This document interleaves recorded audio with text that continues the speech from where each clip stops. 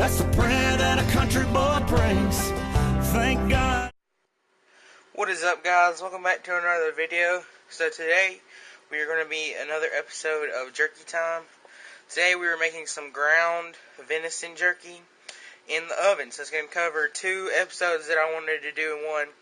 Last episode was how to do muscle meat in a dehydrator. This episode is going to be ground meat in an oven.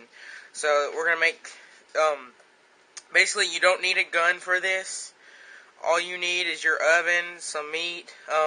You can use normal seasonings, but I use this Eastman Outdoors. You can get it at Walmart. It's pretty cheap. But this is the original. And what you want to do is follow the instructions for this. So you probably can't see this very well, but here's how to make ground meat jerky. For mild flavor jerky, you're going to do the 1 ounce package to 5 pounds of meat. We want to have some full flavor, so these are each 1 ounces. So here's how to make full flavor jerky.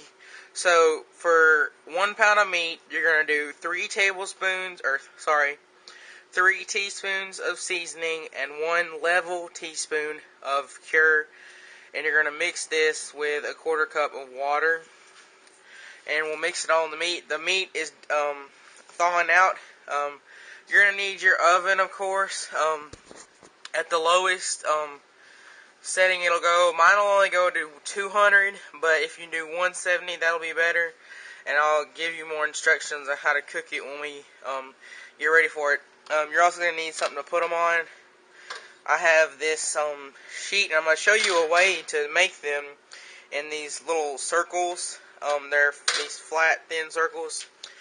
But it's going to be sort of a really easy way to make venison jerky. But you're also going to need a rolling pin to roll out your chips, so-called. But you're also going to need something to make them thin. So you're going to... actually, I'm going to show you this later. But right now, we're going to wait for the meat to get done, and we'll get ready to get started. Alright, so basically, here's the meat. We've mixed the water in there already. But, basically, I've got my teaspoon, so we're just going to measure out. We can open this up.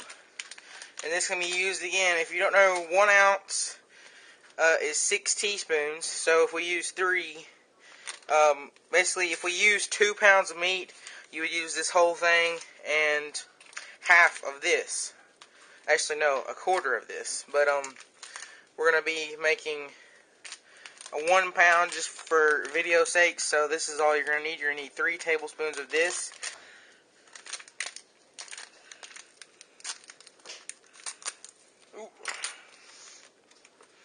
Alright. There's 1, 2. Ooh. That's probably about 3. So if you want to, you can take this. I'm just going to try to do this the best I can. Fold it up. And we'll try to use it for later. But now we're going to add 1 teaspoon of this stuff. About that much is going to be right. Now we'll go ahead. I won't show this part on video, but you're just going to have to mix this real thoroughly so you have all of the mixtures combined and everything mixed up really well. Alright, so now we've got it mixed up, and I forgot to mention, this is very lean meat. Very little fat in this, so it's going to be very lean, and that's what you want for this type of jerky. So we're just going to, you can use a Ziploc bag to put this in. I just have this Tupperware container that you can put it in. Make sure it's, this lid don't work very well on this thing. Boy, if you don't get... Just have this Tupperware container that you can put it in. Make sure it's, this lid don't work very well on this thing. Alright, that's good. Basically, you're going to leave this in the fridge for a minimum of 4 hours. We're going to leave it in there for 4 hours just for the sake of the video and then make it. But if you leave it overnight, it's going to have a lot more flavor. But basically, we're just going to let it sit for 4 hours, and I'll come back to you and show you the rest of the steps. Alright, so it has been about 3 hours since I made the jerky. Just for video purposes, I'm making it. I mean, it'll still have some good flavor, but this is just for video purposes. Basically, I'm going to be showing you how that you're going to make your jerky thin enough to be dehydrated. You can see it's turned that nice darker color, and it's gotten a lot solidified, or not solidified, but it's gotten thicker. So basically, what you do is you take 2 Ziploc bags, you lay one down.